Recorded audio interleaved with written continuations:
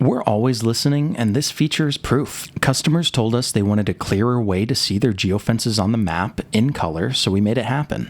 Here's how it works. From your main tracking screen, look just to the right of your driver card. You'll see a button to show all geofences on the map. Click it, confirm you'd like to view them, and every geofence you've created will populate right on top of your live vehicle and equipment locations. Each geofence shows up as a colored pin, and you get to choose that color yourself. That makes it easy to organize by job site, by customer, by region, however works best for your operation. Creating a new one is just as straightforward. Hover over the menu on the left side of your screen, head into Geofencing, and select Create Geofence. From there, choose a circular shape or draw your own custom polygon. Give it a name, enter the address, pick your color, and set your radius in feet. Once you hit save, that geofence is live. It'll either display on your map or stay in the background, your choice, but either way, it's working. The moment a vehicle or piece of equipment enters or exits that zone, you'll know. And if your business runs multiple branches or locations, you're not limited to just one geofence. Set up as many as you need, one for each site, so every location is covered and color-coded on its own. It's a small feature with a big impact on how you manage your fleet day to day.